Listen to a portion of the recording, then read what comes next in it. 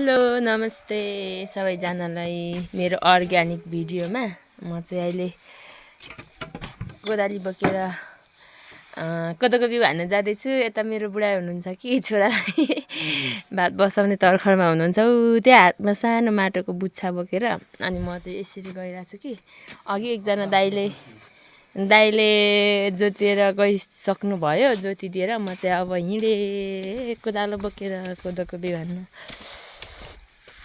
अब बर्खा लाग्यो नि त, मुठी खाएर मुरी उब्जाउने बेला अरे थाहा छैन। मुठी खाएर मुरी त उब्जिन्छ उब्जिँदैन, कोसिस चाहिँ गर्नुपर्छ। अब बुढो छोरीलाई हेर्दै गर्नु है, ती ग्यास चुल्हा माथि छ त। म चाहिँ अब लागेँ। मकै पनि यस्तो भइसक्यो कि घरबारीमा खन्ने बेला हुनु लागिसक्यो। अब मकै पनि खन्नुपर्ने छ। कोदोको बिउ छर्ने आजसम्म, अनि त्यस पछाडि अब के भन्छ अझ कोदोको बिउ हानेन भने आइया सरी झन्नै कोदालले लाग्यो नि। हानेन भने अब जोतेको बारी पनि फेरि बाजु जस्तै हुन्छ नि त। पानी पऱ्यो भने जोतिदिने मान्छे पनि खासै हुँदैन। अब बुढो पनि खासै हलो जोत्नु जान्दैन। जान्नु त जान्नुहुन्छ, तर पनि त्यो उयो छ क्या, हाम्रो चाहिँ बारीभरि बिरुवा छ। कागतीको बिरुवा, सुन्तलाको बिरुवा, अनि त्यो जोगाएर चलाउनु पर्छ, जोत्नु पर्छ। अनि अब खासै जान्नुहुन्न। अब चाहिँ म सुरु गरेँ। यो बारी पल्लो छेउसम्म छ कि, अनि माथिल्लो गरा पनि छ। अब म हजुरहरूलाई चाहिँ खनेर देखाउँछु है त। यहाँ मेरो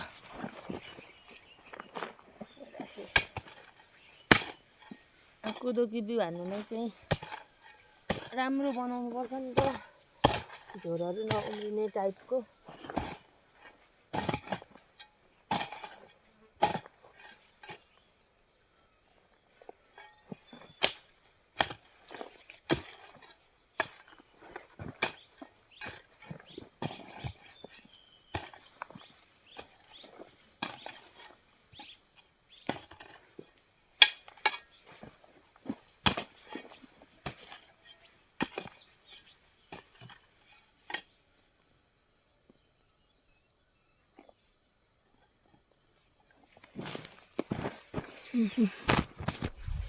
अहिलेलाई चाहिँ यति नै। म अब भरे खनेर फेरि बिउ हालेपछि हजुरहरूलाई देखाउँछु। अहिले चाहिँ मैले खन्दै यहाँ आइसकेँ।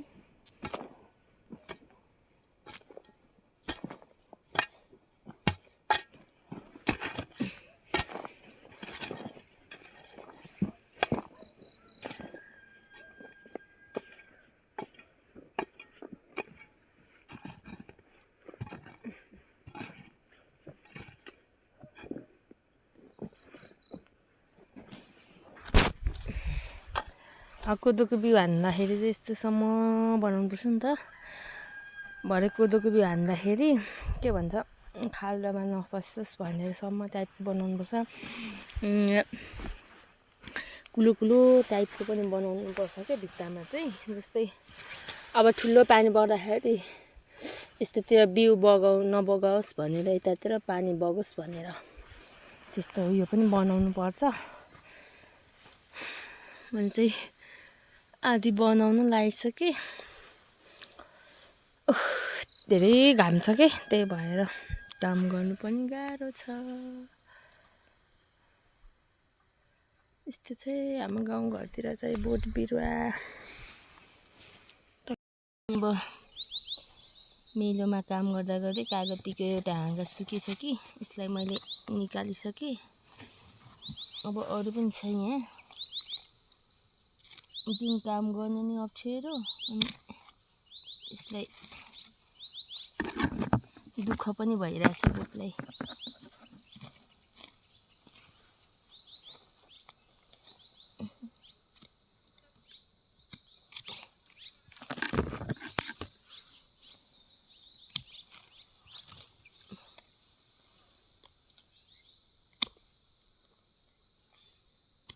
त्यहाँदेखि सब निकालेर छ्याल्छु। यस्तरी सुकेछ कि सबै। अस्ति जोत्दाखेरि हलोले यसलाई बिरामी बनाइदिएछ।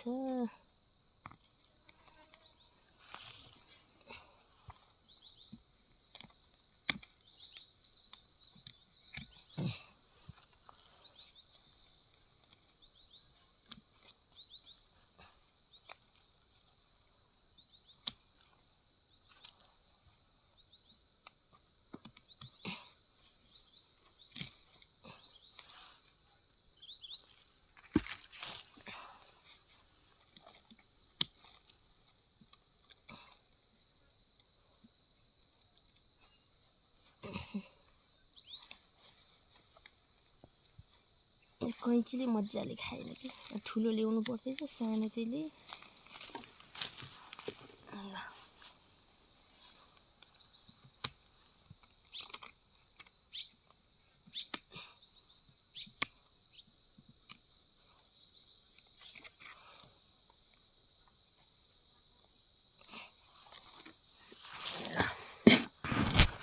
कागती चाहिँ फुलिरहेछ कि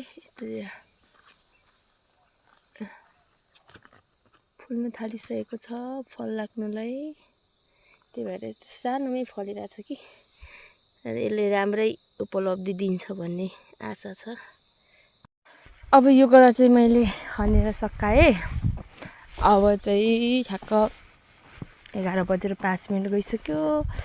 बिहानको खाना खाने बेला भयो भनेर बुढो कराउँदै हुनुहुन्छ। अब चाहिँ म खाना खानु जान्छु। खाना खाएर आएपछि दिउँसो फेरि बिउ हान्छु। मैले बिरुवाको छाटकाट गरेँ। मेरो छोरा चाहिँ पर आउँदैछ मलाई देखेपछि। छोरा छोरा हजुरले जुत्तो लाउनु भएको छ? ए छाटकाट पनि गरिसकेँ। अन्त मेरो डल्लो हजुर हजुर छोरा मामुलाई लिन आउनु भएको हजुरले? कसको नेल पोलिस हो छोरा? फुपूको हो? लु पापा हिँड्नुहोस्। ढुङ्गा हुन्छ छोरो। पापा हिँड्नुहोस् पापा। मामा माम गर्नुपर्छ नुन्ना गर्नुपर्छ। हाच राखेँ अहिलेलाई। तल गरा चाहिँ खनिसकेर अहिले म खनिसकेर बिउ पनि हानिसकेँ। तल गरामा चाहिँ बिउ हानेको किन देखाउनु सकिनँ भने पानी पर्नु लागेको थियो कि अनि खनेको ठाउँ त फेरि पानी पर्यो भने बाँझै हुन्छ। त्यही भएर मैले हतार बिउ छरेँ। अनि हतार बिराएँ। अनि त्यस पछाडि सकेँ। अहिले चाहिँ म माथिल्लो गरामा खन्नु सुरु गरिसकेँ। यति खनिरहेको छु कि अब भरे बिउ हानेको चाहिँ म यहाँ देखाउँछु हजुरहरूलाई। अहिले चाहिँ म खन्नु सुरु गर्छु फेरि। चाहिँ बल्ल घाममा खनेर सकेँ कि सबै। अनि परतिरको चाहिँ बिउ पनि छरिसकेँ। अब यो एउटा गरा चाहिँ बिउ छर्नु बाँकी छ। अब म बिउ छर्छु।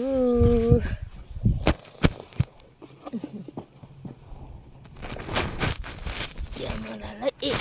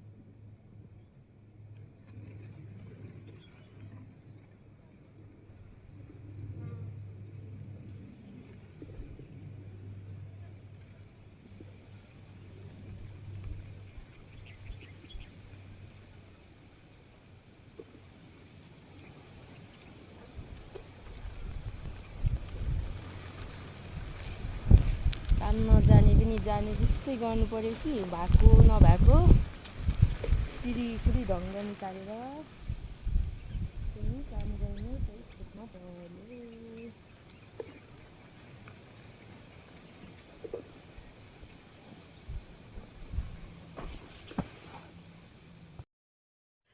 अब के भन्छ बिउ मात्रै हानिसकेर पनि हुँदैन कि अब हामीले चाहिँ यस्तरी यसलाई चाहिँ यो जुन कोदोको दाना छ यसलाई चाहिँ अलिक भित्रभित्र जाने गरी अनि यस्तरी गर्नुपर्छ अनि जो पनि निस्किन्छ।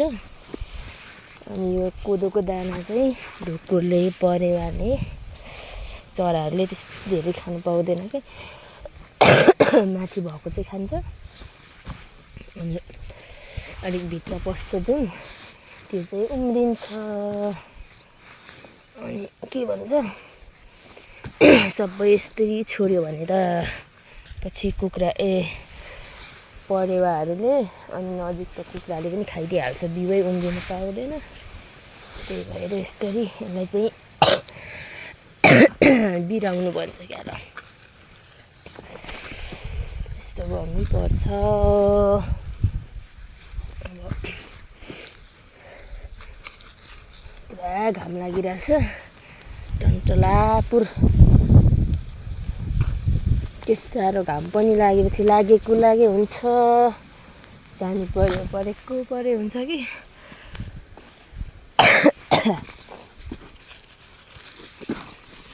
अब म हजुरहरूलाई यस्तरी के भन्छ बिराइसकेपछि चाहिँ हजुरहरूलाई फेरि देखाउँछु। अब चाहिँ बिउ छर्ने काम फाइनल्ली सक्यो, यता पनि सक्यो यता पनि सक्यो। अनि अब म चाहिँ घर जानु लागेँ कि। अनि यता मेरो अमिताभ बच्चन, तिमी त मेरो अमिताभ बच्चन भन्ने एउटा के भन्छ अमिताभ उता फर्किनु त भोक लागेन, घर छिटो आऊ भात पाकिसक्यो भनेर यता मेरो अमिताभ बच्चन चाहिँ बोलाउन आउनु भएको छ कि। अब म अमिताभ बच्चन र खै के तिमी त मेरो अमिताभ बच्चन हो भनेर भन्दै खुब अहिले टिकटक बनाउँछ नि, के भन्छ त्यो हाइलाइट कि ट्रेन्डिङ के हो त्यसमा छ त्यस्तै। मेरो अमिताभ बच्चन चाहिँ भात खान छिटो भन्दै आउनुभयो कि भात पकायो नि। अनि त्यही भएर यता अमिताभ बच्चन र मेरो छोरा यता निजाउनु खोज्दैछ। त्यो छोरी उठेर राम्रै आमा भनिरहेछ कि। अब म चाहिँ फाइनल्ली भात खानु हिँडेँ। मकै पनि गोड्ने बेला भइसक्यो कि यस्तो भइरहेछ। अब गर्मी जानु छैन, मकै गोड्नु पर्नेछ। यतातिर के फुल अरे यसलाई के फुल भन्छ बुढो? यसलाई के फुल? भुइँचम्पा भन्दैन यसलाई होला, जे भए पनि चम्पा चम्पा हो। चम्पा फुल फुलेर ढकमन्नै छ उता मास्तिर पनि छ। म अब तल धान सुकाएको छ कि, धान सुकाएर अब खाना खानु जान्छु। आजलाई यति नै मेरो अर्ग्यानिक भिडियोमा। मकै खन्ने बेला धमाधम हुँदैछ कि। अब आज कोदो रोपेर एक कोदोको बिउ छरेर सक्यो। अब मकै गोड्ने बेला हुन्छ। गाउँमा त काम कहिले सकिँदैन। म चाहिँ एउटा अनौठो मान्छे छु कि, भने जति मैले चिताए जति काम गर्न पाइनँ भने लास्टै रिस उठ्छ। त्यही भएर अहिले चाहिँ 12 बजिसक्यो, खाना पनि खाएको छैन कि। अनि त्यही भएर कराउनु हुँदैछ, खाना पाक्यो भोक लागेन भनेर। धान चलाउँछु, धान सुकाएको छ कि, त्यही भएर अब अहिलेलाई चाहिँ यति नै मेरो भिडियो। By by.